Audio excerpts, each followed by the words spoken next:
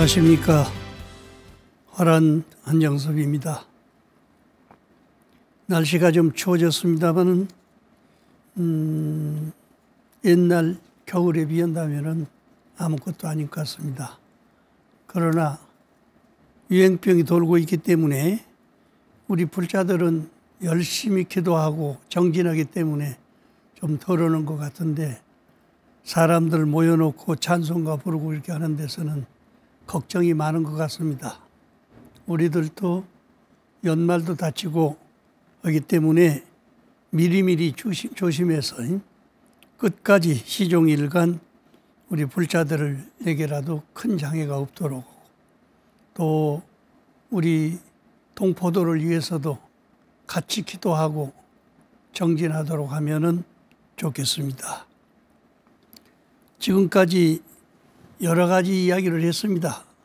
원시 근본 불교로부터 소승불교, 대중불교, 또 그것을 책으로 볼 때는 경장이나 율장이나 논장으로 나누어서 이렇게 공부를 할 수 있다는 것, 또 서양 사상이 인도에 들어가지고 그 우주 인생관을 조직하는 방법이 체계 있게 이야기돼 가지고 본체계, 현상계 나눠 가지고 할 때, 불교에서는 본체계, 우리의 마음을 중심으로는 본체를 실상론이라고 부르고, 또 이 세상 만물이 다 연관을 가지고 살아가는 이치를 연기론이라고 이렇게 부른다.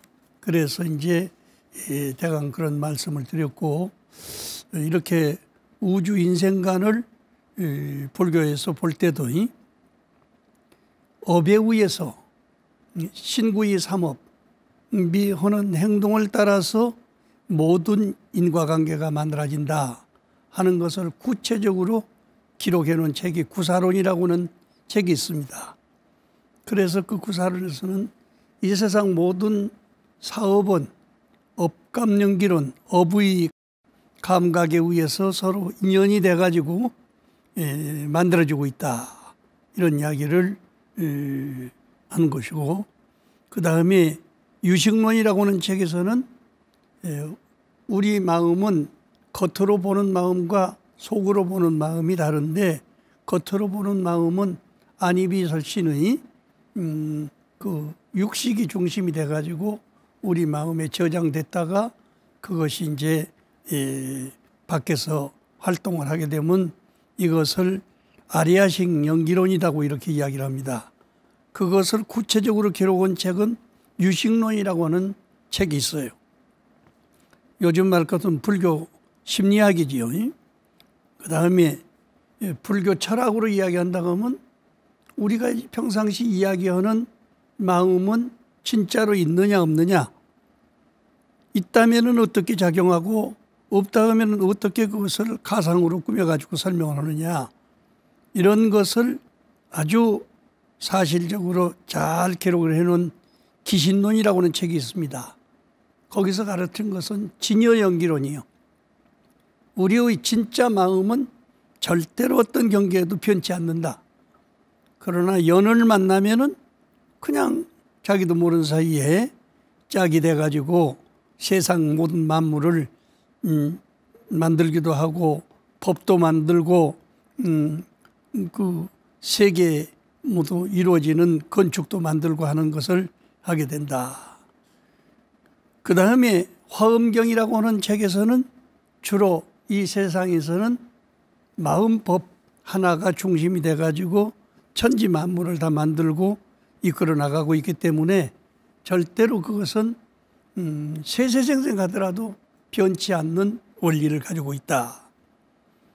그 다음에 사실은 이 불교에서 나온 것은 아닙니다만은 인도의 전통적인 그 사상 가운데서 만들어진 건데, 법신 사상을 중심으로 해가지고 이 세상 모든 것은, 눈으로 볼 수 있는 모든 것은 지, 수, 하, 풍, 공식, 이 6가지가 인연이 돼가지고 만들어지고 있다.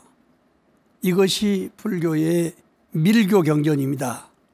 그렇기 때문에 밀교 경전은 같은 불교여도 그 전 우주적인 면에서 아주 우리들로서는 이해하기 어려운 그런 경지에 도착이 돼 있는데 얼마만큼 발전했느냐. 인도에도 남인도에 밀교 대학이 하나 있고 중인도에도 하나 있고 북인도에도 그 큰 대학이 있다가 나중에 티베트로 옮겨가지고 티베트 불교가 전부 밀교 불교가 되어 있습니다. 그래서 이제 여러 가지 밀교 경전 이야기가 보면은 3,200가지 정도 된단 말이요. 그래서 어떤 사람은 어제도 그 편지가 왔는데 자기는 어떻게 높은 데서 이게 떨어져 가지고 머리를 다친 이후로 자꾸 헛것이 보인다. 그러니 해서 어느 스님이 이 항마진언을 한번 읽어봐라. 그래서 항마진언을 계속해서 이렇게 읽고 있으면 밖에 가서 호랑이가 딱 지켜섰단 말이에요. 그래서 아주 무서워서 견딜 수가 없고 어머 이제 그때 우리한테 와서 교육을 한번 받은 일이 있는데 그 생각을 하면서 더 많은 경전을 읽는 사람도 아무 장애 없이 사는데 내가 왜 이런 경지에 이르렀을까 하고 고민을 하면서 살아야 되느냐 죽어야 되느냐 걱정이 돼가지고 편지도 오고 또 어제 저녁에 내가 전화도 통했는데 사실은 우리의 마음속에 들어있는 지정의 감정 속에서 일어나는 현상이 몸이 아프니까 여러 가지로 이제 그런 현상을 나타낼 수가 있습니다. 그 다음에 이제 아까 우리의 마음 자체를 놓고 볼 때는 마음이 지금 눈앞에서는 보는 마음, 듣는 마음, 냄새 맡는 마음, 말하는 마음, 그 다음에 생각하는 마음, 몸으로 촉감하는 마음 6개에 불과한데 이런 것들이 시간이 지나면 다 없어져 버리는데 어떻게 없어지지 않고 세세생생 과거 현재 미래세에 구체적으로 이렇게 이어나가고 있느냐. 그것을 과거 현재 미래 3세에 있어서 사실적으로 이끌어져 나갈 만한 이유가 있다 하는 것을 설명하는 것이 아까 억감용기론에서 이야기했던 구사론이라는 책에 아주 사실적으로 잘 설명이 되어 있습니다. 그 다음에는 중론, 백론, 12문론이라고 하는 논문인데 이 논문 가운데서는 마음은 있기는 있는데 모양이 없다. 그리고 속이 비었어. 그렇기 때문에 도를 깨닫기 전에는 알 수가 없는 것이다. 무상계공론을 주장하는 소위 이 삼론학이 있습니다. 그리고 또 그 뒤에 유식론에서 발전한 것이지만은 이 세상 모든 것은 다 텅텅 비었어. 비었는데 그 가운데 업식이 남아가지고 이 세상을 만들어가는데 업과 빈 마음이 같이 어울려가지고 중도를 이루어가지고 세상을 만 가지를 다 이렇게 만들어서 살고 있다. 이것을 유공중도론이라고 이야기합니다. 그 다음에 법화경에서는 모든 것은 자기가 마음이 비틀어지면 몸도 비틀어지고 생각이 바르면은 또 행도 발라져 가지고 이 세상 모든 것이 사실적으로 마음 쓰는 대로 이루어지고 있는 것이기 때문에 이렇게 법화경은 현재 내 몸과 마음과 뜻을 잘 써서 부처님의 이 생각과 부처님의 행동에 맞춰서 모든 것을 했으면 좋겠다. 저도 이제 오래전 이야기입니다마는 형님이 해군에 계셨기 때문에 그 절에 들어온 지 한 1년 반쯤 돼가지고 그쪽으로 가는 데서 진해를 가게 돼가지고 거기를 가게 됐단 말이에요. 그런데 그 자리를 잡아줘서 어느 집에서 자고 새벽 3시가 되니까 어디서 목탁 소리가 쫙 난단 말이요.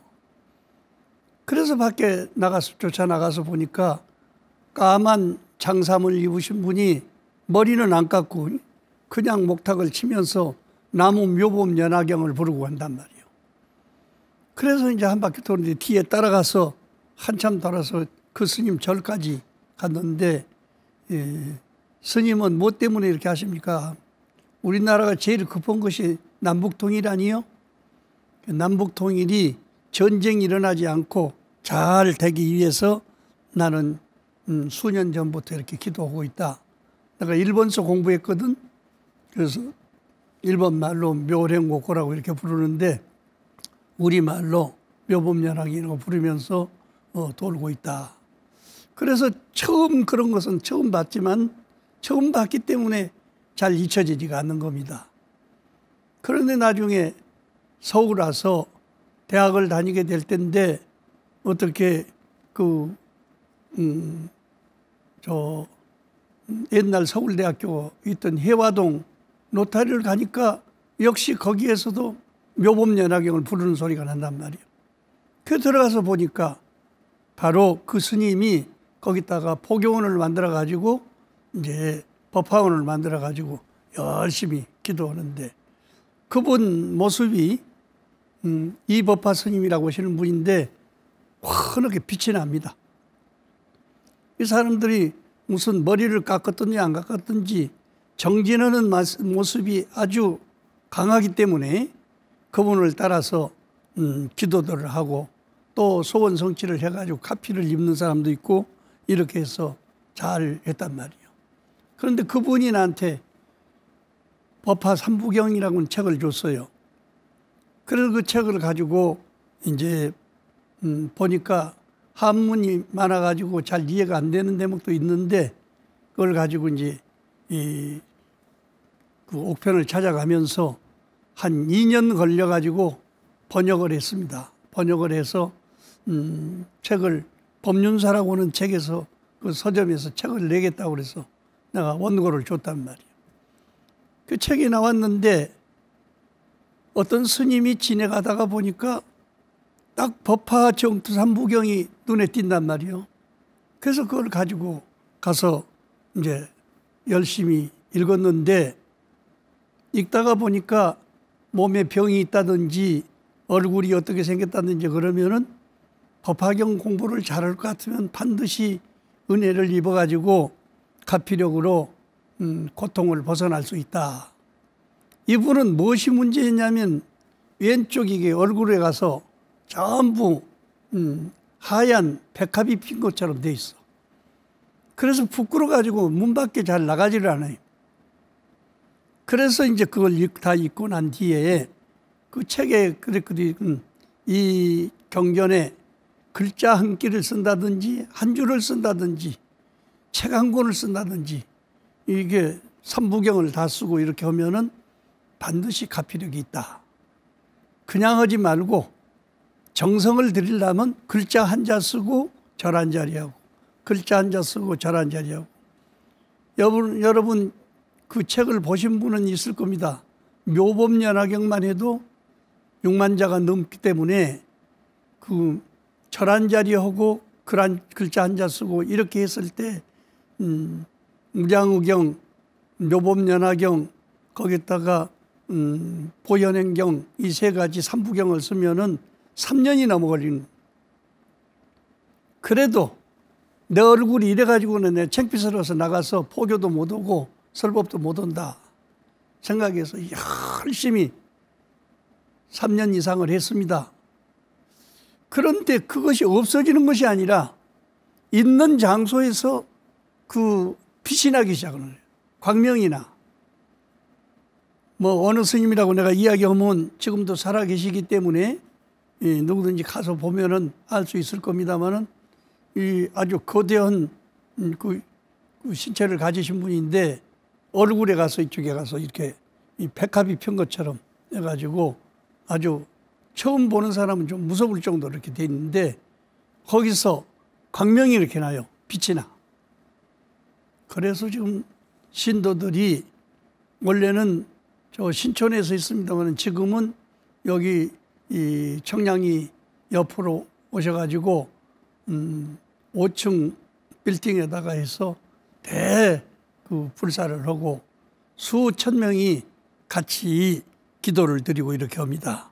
그러니까 실제로 해보지 않은 사람은 알 수가 없어요. 나무 말만 듣고 그런가 보다 이렇게 하면은 그것은 말의 가피는 입혀질 수 있어서도 몸의 가피나 정신적인 가피는 잘 입혀지지 않는단 말이에요.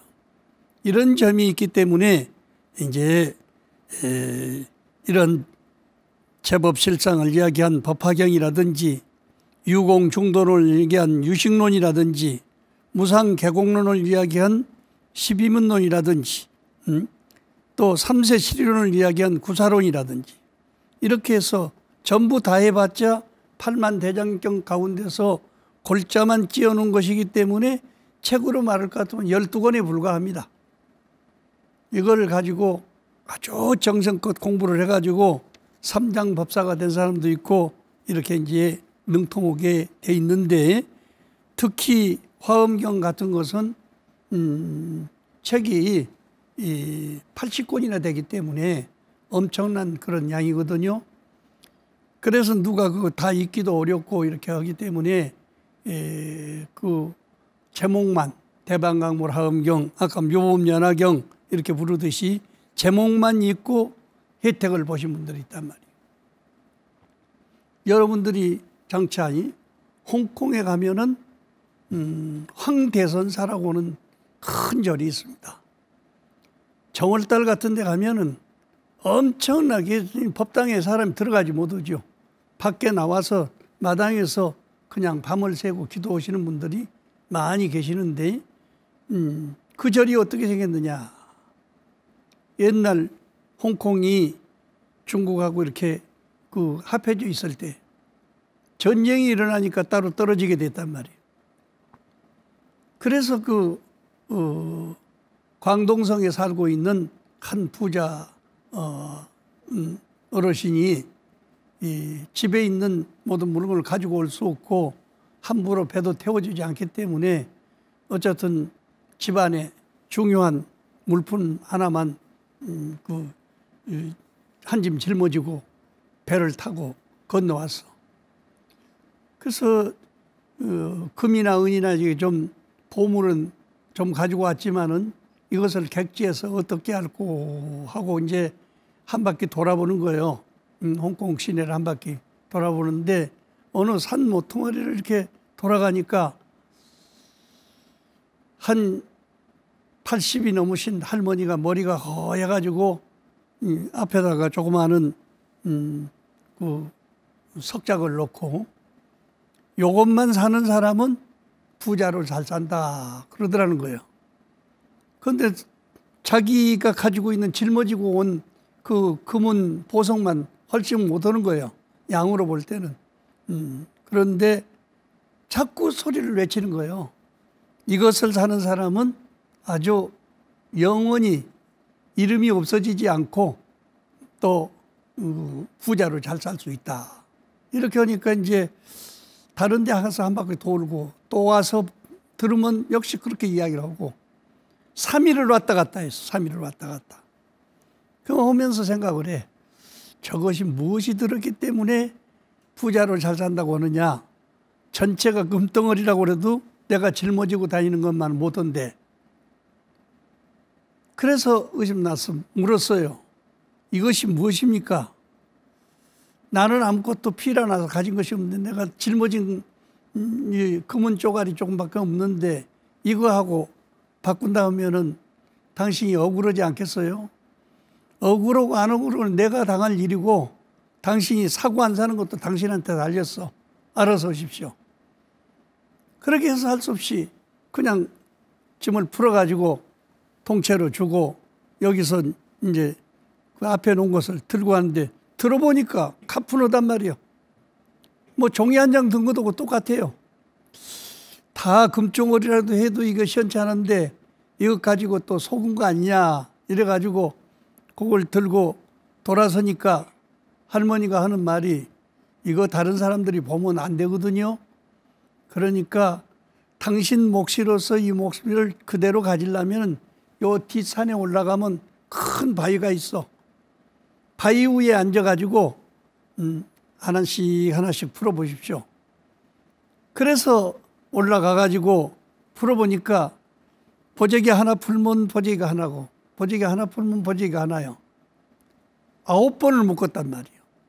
그래서 나중에 딱 뜯어서 보니까 그 속에 뭐가 있느냐, 창호지로 글자 한자 썼는데 대방광불하엄경 7자가 들었어요. 그러니까 아주 기가 막히지요. 다 금덩어리라고 해도 이거 많다고 하지 않을 텐데 종이 한 장이 들었으니까 어떻게 됐어요? 저녁 때가 됐는데 그냥 막 땅을 치면서 울고 또 대방광불 하엄경을 소리 지르면서 대방광불 하엄경이 나 죽였네 나 죽였네 하고 소리를 지르는 거예요. 그렇게 하다가 밤새도록 울고 땅을 치고 하다가 잠이 들었어요. 그랬는데 큰 황구랭이가 나타나가지고 아이고 고맙습니다. 나는 여기서 옛날에 여기서 큰 음식점을 해가지고 돈을 많이 벌었는데 자손도 없고 하니까 돈 모은 재물로 살자. 그래가지고 돈이 생기면 그것을 금덩어리로 바꿔가지고 이제 항아리를 땅에 먹고 거기다가 이렇게 묻어놓고 넣어놓고 며칠 만에 한 번씩 그거 들여다보는 그 재미로 일생을 살다가 죽었습니다. 그런데 내가 여기다 새 항아리나 묻어놨으니 이걸 누구 줄 사람도 없고 하니까 천상 내가 지켜야 되겠다고 그래가지고 황구렁이가 돼가지고 여기서 내가 그 주의를 감고 있으면서 다른 것들이 범접을 못하게 하고 있는데 당신이 대방광불이 하엄경이 나 죽였네 했는데 그 대자가 엄청나게 크다는 말 아니요? 돈을 많이 벌었으면 많이 번 대로 크게 잘 써야 되는데 너같이 쫄장부로 쓰니까 너는 구렁이밖에 안 됐구나. 이런 생각을 내가 가지게 됐습니다. 또 이왕에 쓰는데 집안 사람만 중심으로 쓰는 것이 아니라 널리 세상에다가 배포해. 그래서 너를 광자 대방광불 할 때 방자는 바르다는 뜻이고 또 광자는 넓을 광자니까 크고 바르고 넓게 마음을 썼으면 네가 구렁이가 안 될 텐데 이렇게 돼가지고 있으니까 너를 위해서 일러주는 것이니까 정신 차려라 해서 내가 이 소리를 듣고요 감동을 해가지고 내가 나왔습니다. 여 밑에 당신이 지금 앉아있는 자리 밑에 한 길쯤 파보면 거기 가서 큰 항아리가 3개가 묻혀 있는데 전부 황금 덩어리로 묻혀져 있습니다. 내가 이것을 드릴 테니까 나를 위해서 나 같은 다른 사람들이 볼 때 어떻게 해서 그런 돈을 벌어가지고 이렇게 잘 썼는가 나를 위해서 큰 절을 하나 지어주시면은 저도 죽어도 원이 없겠습니다. 내가 아주 100배 인사를 드리면서 사정을 하니까 저는 내일이면 이거 이제 완전히 죽은 시체가 돼서 이 부분에 이게 있을 겁니다. 이것을 잘 불태워서 화장해 주시고 이 돈을 가지고 절을 하나 잘 지어 주십시오. 그래서 그 항아리에 있는 황금을 내가지고 그 일대 땅을 다 사게 된 거예요. 그러니까 지금 홍콩에 가면은 황대선사라고 누르왕자이 대선 큰 선인이 됐다고 하는 대선사라고 하는 큰 절이 있습니다. 이것이 홍콩에서는 제일 큰 절일 뿐만 아니라 신도들이 많이 다니고 사업하는 사람들은 다 누구나 한 번씩 들려서 부적도 사서 불태우고 그 말하면 죽은 황구렁이를 정말로 기억에 생각하고 이렇게 해서 이제 거기에 이런 기록이 비석으로서 잘 돼 있습니다. 이렇게 해가지고 홍콩이 그 사람이 거기서 집을 짓고 절을 짓고 아파트를 처음으로 짓기 시작했다는 거예요. 지금은 보통 40.5층 되는 것이 수가 없이 지어져 있습니다만은 거기 황대선사를 중심으로 홍콩이 전부 이루어져 있습니다. 일본 사람들이 와가지고 많이 발전을 했지만은 이렇게 대방강불 하엄경만 부르든 이제 이런 소리 하면은 또 대방강불 하엄경 글씨도 쓰고 묘법연화경 글도 쓰고 하면서 몇 번 썼는데 왜 나는 안 되느냐 이렇게 생각을 가지는 수가 있는데요. 이런 기도 드리는 것이라든지 진언을 외우는 것이라든지 경전을 글 쓰는 것은 정신이 혼연일체돼야 돼. 내가 썼는지 안 썼는지 어째서 내 손바닥에서 이런 글씨가 나왔을까 할 정도로 감동할 정도로 돼야만 그 가피를 입을 수가 있단 말이에요. 그래서 결국에는 이 홍콩이 이 홍콩뿐이 아니고 대만까지도 그 사람 영향으로 해가지고 아주 불시촌이 됐습니다. 대만도 뭐 엄청나게 큰 절들이 많고 이 홍콩에도 여러 가지 절들이 있고 근데 세계의 그 돈이 홍콩으로 다 몰려가지고 소위 은행이 세계 은행들이 수백 개가 만들어지지 않았어요. 근데 그것이 다 이 황 대선사의 영향으로 그렇게 됐다고 이야기합니다. 그럼 내가 이 중국에서는 홍콩이나 대만에서는 그렇게 불교가 해서 발전했다고 하지만은 우리나라에서도 그런 일이 있느냐? 아까 묘법연화경 불러가지고 아주 큰 빌딩을 짓고 불사를 차려가지고 수만 명 신도를 거느리고 이렇게 제주도에다가도 절을 세우고 하신 분이 있는데 이렇게 해서 크게 성취를 해가지고 있고 지금은 나이가 많으셔서 활동을 잘 못하고 있습니다만은 그래도 앉아서 밤낮 없이 묘법연화경을 부르고 열심히 정진하고 있습니다. 보면은 얼굴이 환하게 방 안에 골방 안에 들어앉아서도 얼굴이 환하게 빛이 난단 말이에요. 마음의 번외망상이 많으면요 얼굴만 그런 게 아니라 몸뚱아리까지도 새카매져요. 그런데 망상이 벗겨지고 지혜가 열려가지고 광명이 쏟아지기 시작하면 얼굴이나 빛이 환하게 됩니다. 또 다른 사람 마음도 훤히 다 알 수 있어. 내가 이야기하면 여러분이 잘 아시는 동국대학교 총장했던 백성욱 박사님 겉으로 볼 때는 여기 가서 큰 그 점도 있고 하니까 이제 부처님 화연이다 이렇게 이야기하는데 이분이 이 독립운동 겸해서 독일에 갔단 말이에요. 독일에 가서 보니까 독일 사람들이 불교를 번역을 하고 불교에 관한 이야기를 강의를 하고 해서 듣고 거기서 독일 대학을 다니게 됐습니다. 그래서 논문을 쓰는데 뭐 불교는 잘 모르고 하니까 그냥 반야심경 가지고 불교 박사학위 논문을 썼어. 그런데 거기서도 불교를 잘 아는 사람이 많지 않기 때문에 그냥 박사학위를 쉽게 줘서 젊어지고 왔단 말이에요. 한국에 와서 보니까요.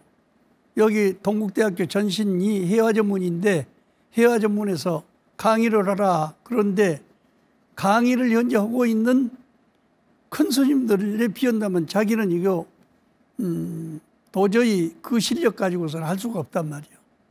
그래서 내 마음을 한번 크게 키워가지고 천하를 한번 주름 잡도록 해봐야 되겠다. 그래가지고 금강산으로 들어가서 10년 동안 작정하고 자기 친구들 몇 사람하고 같이 들어가서 이제 열심히 기도합니다. 10년 동안 절대로 나오지 않도록 아주 마음을 굳게 먹고 가서 이제 하는 거예요. 뭘 하느냐? 대방강불 하엄경. 내 마음이 이렇게 좁아고 적어가지고 무슨 일을 할 수 있겠느냐? 크게 터져가지고 큰일 한번 할 수 있도록 돼야 되겠다. 그래가지고 10년 동안을 열심히 가서 하는 거예요. 그런데 그때 손보살님이라고 이 대통령 양딸 되시는 분이 있어. 그분이 독일 가서 박사학위를 받아가지고 왔다는 이야기를 들어서 한 번 만났는데 그 뒤로는 전혀 알 수가 없단 말이에요. 그래서 어디 갔느냐 물으니까 금강산으로 공부하러 갔다 그러는 겨울철이요. 동지 무렵에 여기 들었습니다. 그래서 그냥 백 박사가 그 국수를 좋아하거든.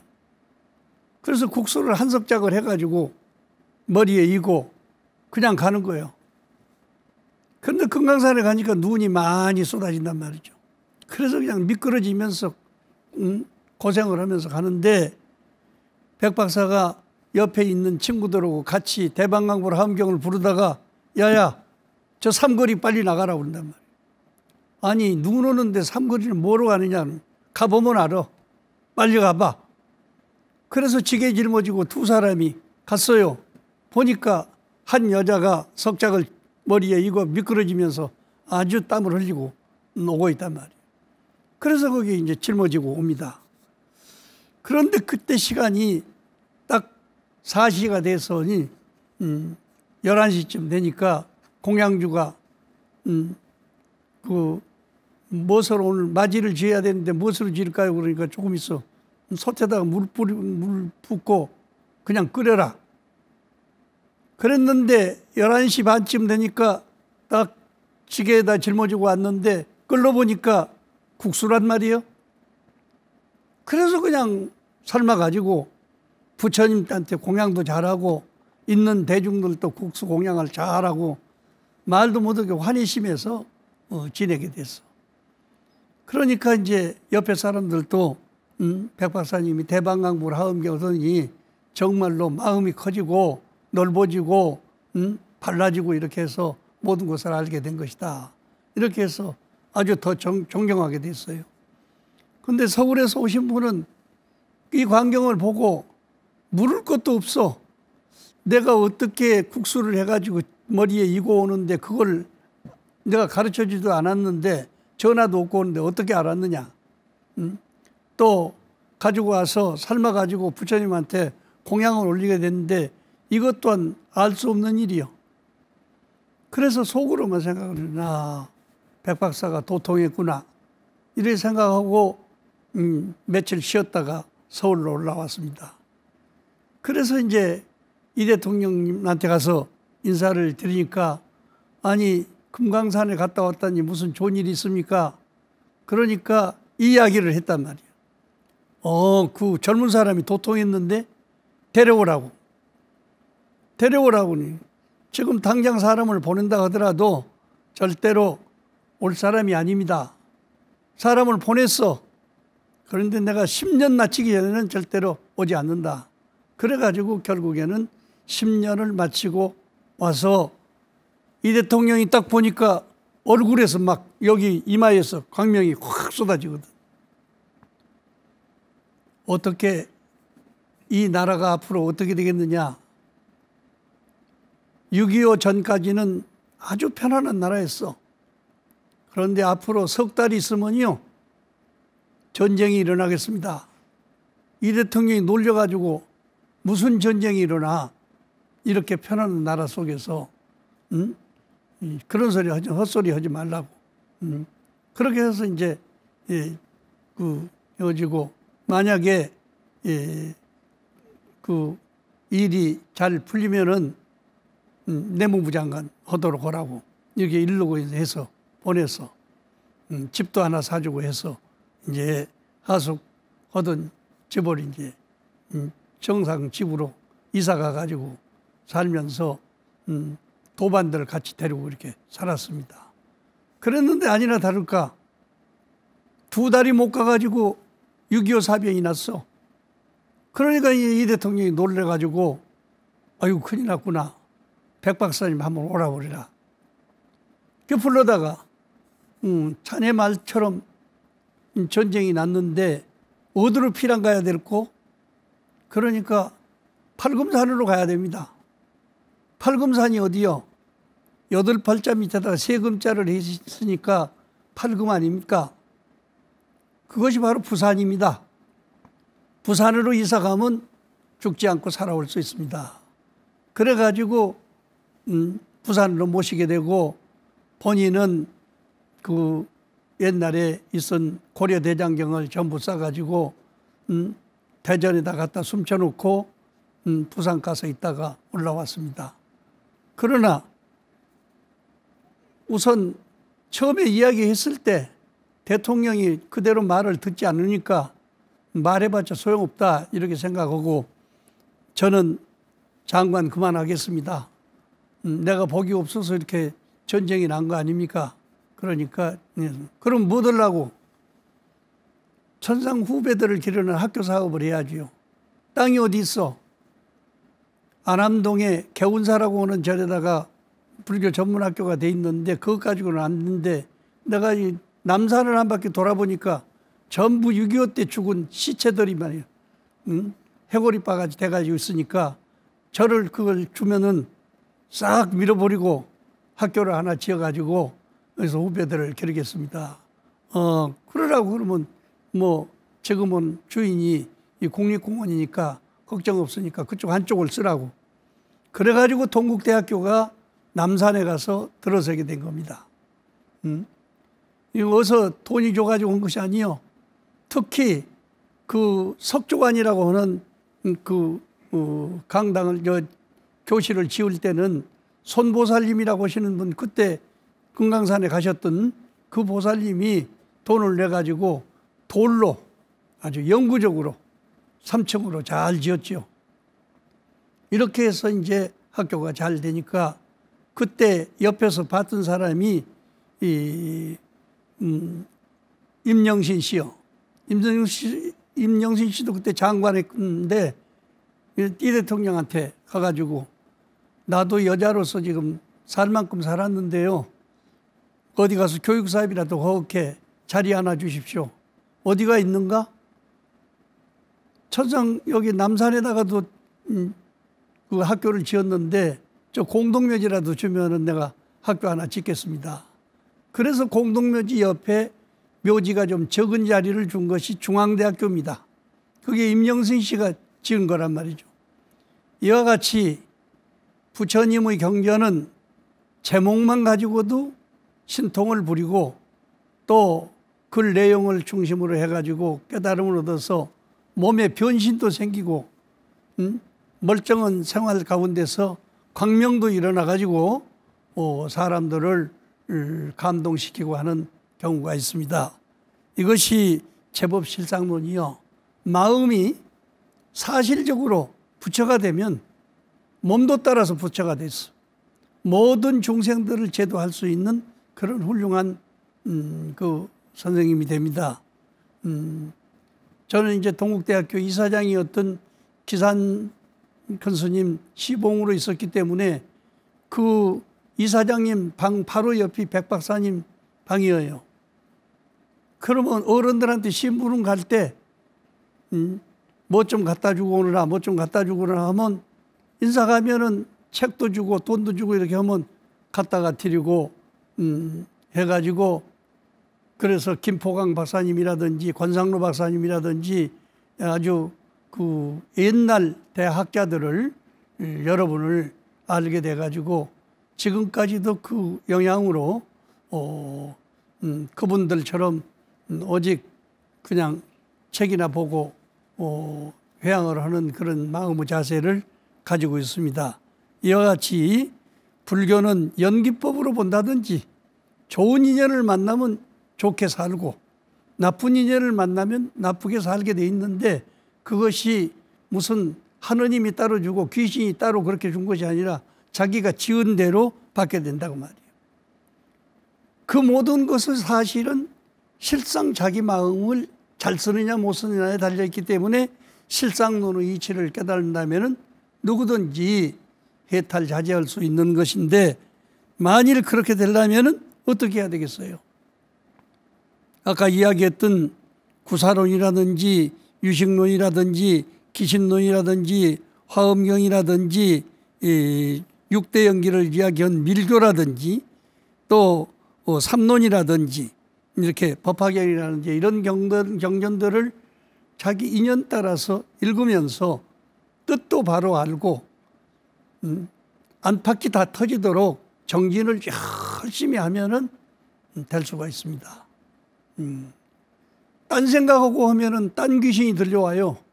그런데 바른 생각을 하고 부처님을 바라보면서 열심히 정진하면은 반드시 원시 근본 불교를 하든지 소승불교를 하든지 대중불교를 하든지 관계없이 경륜론 3장 가운데서 어느 것을 선택해서 하더라도 마음을 깨닫는 것은 똑같아집니다.